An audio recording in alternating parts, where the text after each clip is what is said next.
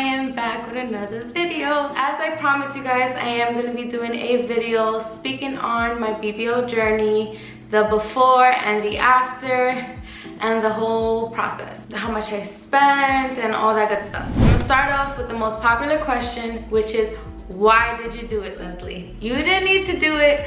Why did you do it?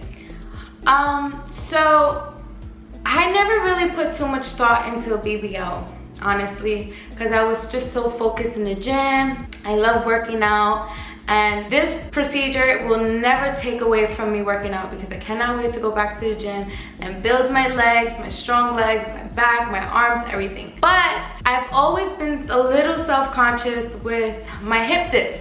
Some of you know that, some don't, but my hip dips were always something that I was like self-conscious about, as well as like my love handles. I had stubborn fat in my love handles. The fat in my love handles was so hard to get rid of, and like I can lose weight. I know how to lose weight, but if I lose weight, I lose my butt. It's just really hard to balance it out. And then the harder I worked out, the deeper my hip dips I noticed they got more deeper, and I just wanted to have a more rounder butt. I didn't want to have that hip dip. Even though hip dips do make you look super unique and it's still very beautiful, but for me, I wanted to get rid of it. And I also wanted to get rid of my love handles because they were really hard for me to get rid of. So that's why I did it, for me. And I feel so good about it. I'm so happy that I did it. I love my results so far, and I'm super happy with the doctor that I chose, and the recovery so far has been going okay. So how was the process finding your doctor and trusting your doctor for your surgery? So for a few months, I was like looking into doctors, and then I'll get discouraged and I'll be like, oh, F that, I don't need it. And then I'll look at it again, then I'll just see it, you know. Social media keeps showing you what you've been looking at or what you talk about, whatever. And then, I don't know how me and my girlfriend end up talking about this, but the topic came up about BBLs and stuff, and she was just highly interested in it, and so was I. And I'm like, we should do it together, F that. And we were both hunting for doctors. And she found a doctor, we both found a doctor, and then it switched. We found a different doctor, then we found a different doctor, then we saw different readings for this doctor, and different readings for that doctor, bad and good.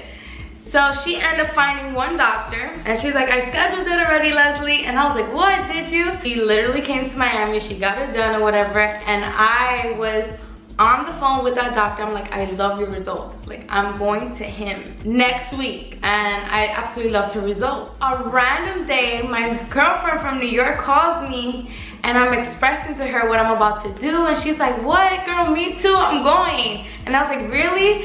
What doctor? And I said, what doctor? Tell me what doctor, because I'm still like, I know what doctor I want to go to, but I'm still like iffy. Like, he has good reviews, some bad, and I just really want to be sure. And she told me her doctor. So when I looked up that doctor and I did my research, I was in awe. I was like, what? The way the girls were talking about this doctor sold me. Like, I was like, I could go to this doctor with my eyes closed. I feel like I don't even have to tell him anything. And I'm so grateful that she told me about this doctor, because that's the doctor I chose. I like put my deposit down real quick. I was not hesitant. Like, I called, I put the deposit down. The girl that sold it to me, Daniela, thank you, Daniela, because she's dope. She sold it to me. She was super friendly and super quick, straight to the point, just like every other person that tries to sell you their surgery. But I felt so confident with this doctor because I loved his results on the different women that he did the surgery on, and I loved his reviews. With that being said, I went ahead and I booked with him. I put down the deposit and did all that good stuff. Thank God, because I'm so happy with my choice. I didn't go with the doctor that my homegirl went for. I ended up switching my doctor last minute, and I told my girlfriend about it. She's like, well, he looks amazing, go for it. Were you afraid of getting the surgery? How did you feel before it was time they performed it? And how did you feel afterwards? Before my surgery, the day before my surgery, actually, let me go back. So weeks before my surgery, all I talked about was my surgery. Like, I done talked everybody's ear off with my surgery that was coming.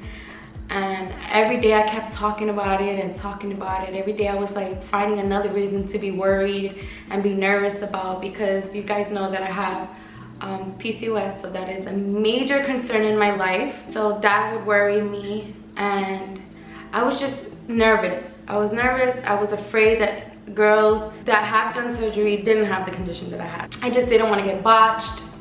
Definitely didn't want to get botched. I wanted to make sure I was making the right choice with the right doctor. And you know, this is a huge surgery. I had to really put a lot of thought into it. So I was talking about it all the time. Till the day before my surgery, I was so nervous.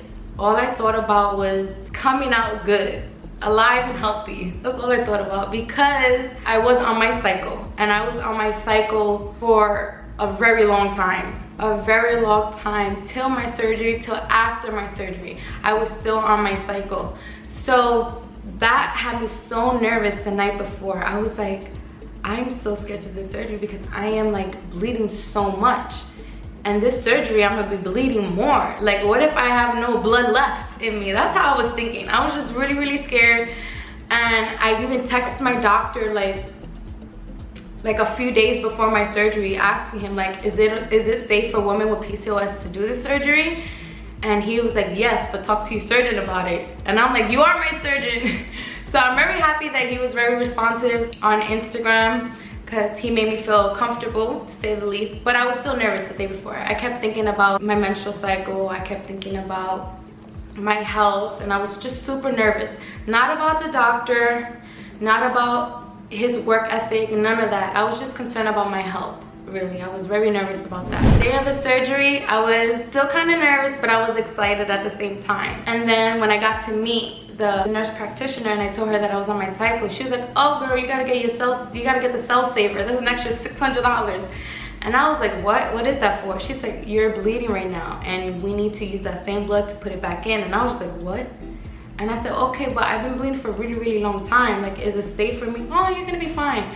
So I got even more nervous when she was telling me that. But I was like kind of shaky a little bit, and I was like super nervous.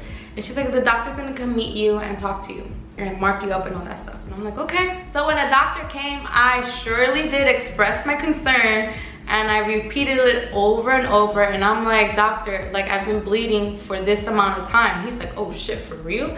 And I said, yes. So is it safe? Am I gonna be okay?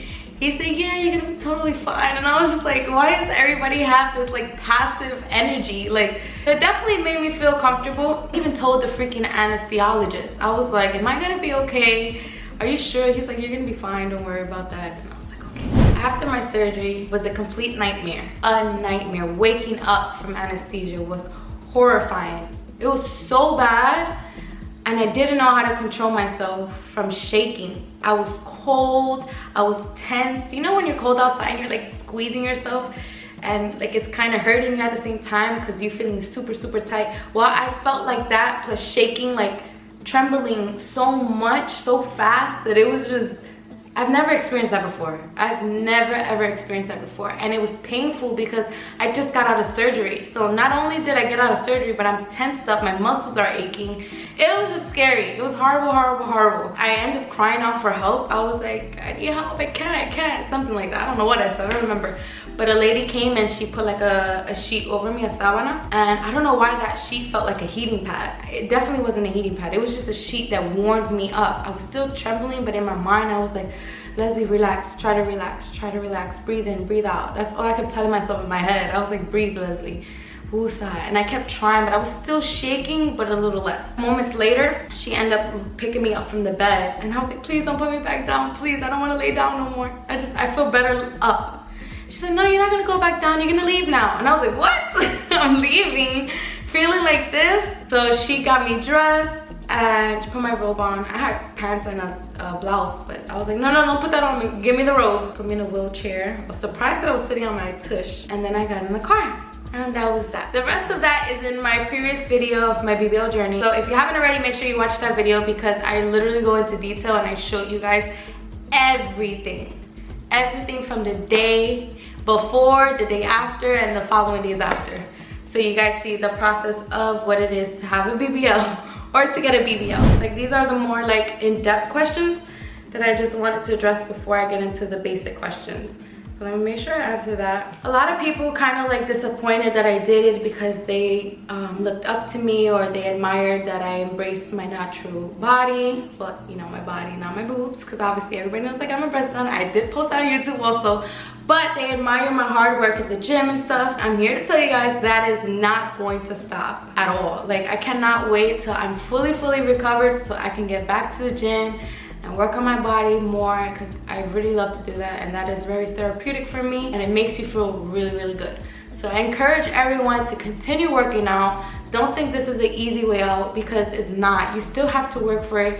You still have to eat good, and it's not just to work out, but it does make you feel good internally. Like, you feel so good after a good workout. So with that being said, I cannot wait to go back to the gym and continue working on my body, because I need to work on my legs, because my muscles is decaying and I want them back.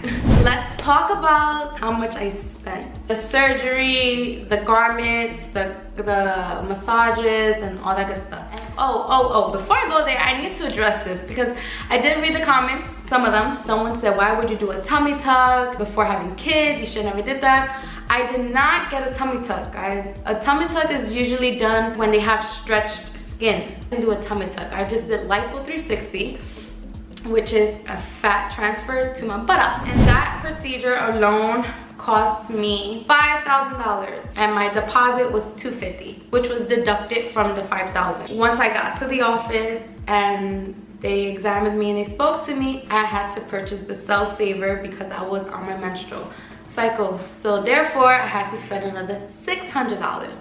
So in total for my surgery was $5,600. While I was in Miami, because I stood there for an extra 3 days after my surgery, I got 3 massages. Each of those massages were $100 each. Spent $300 on massages in Miami. I had to buy a faja from the clinic, even though I had already purchased one in Orlando for $154.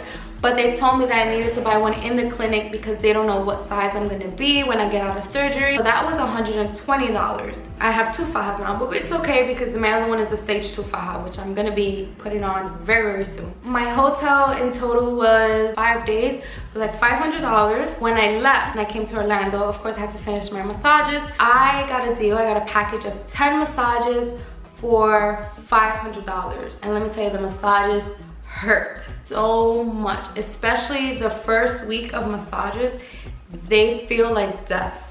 I don't know what that feels like actually, but it hurts really bad. It feels like your skin is burning, like literally, like they press you and it feels like your skin is on fire. It's a horrible feeling, I'm telling you. It's horrible. I hate those massages so much till this day, and I'm already almost 3 weeks. A little less, but it still freaking hurts. I'm not lying to you. But they do help with your recovery, speeding up the process and all the swelliness and fluids and stuff. I got a BBL pillow. It's a toilet riser, but I find it's hard.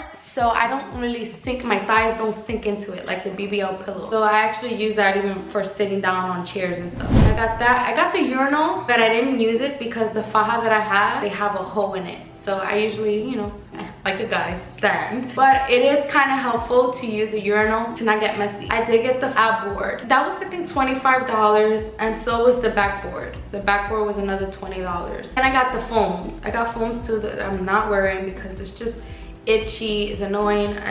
I'm already uncomfortable with the faja, so I'm not diligent with the foams and the ab board, but I hope to be someday, one of these days. For now, I'm just super uncomfortable with sleeping on my stomach. At this point, I'm getting insomnia and I can't even fall asleep properly. Like, I'm forcing myself, like 3, 4 in the morning, 5 in the morning. Like, I'm literally forcing myself to fall asleep because it's just so uncomfortable for me to sleep on my stomach.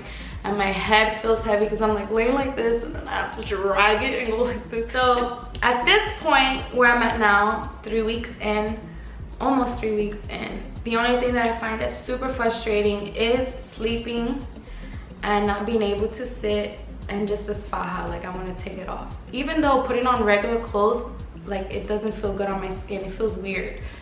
So I don't know, mixed feelings. But for now, I am gonna be following the rules. I'm not gonna lay on my back, I'm not gonna sit on my butt, and I'm not taking off this faja unless I need to shower, use the bathroom, The total of everything, 7,238. I hope this video was super informative and I answered all of you guys' questions. Thank you so much for tuning in. Thank you for your beautiful comments under my videos and on Instagram. I truly appreciate every single one of you.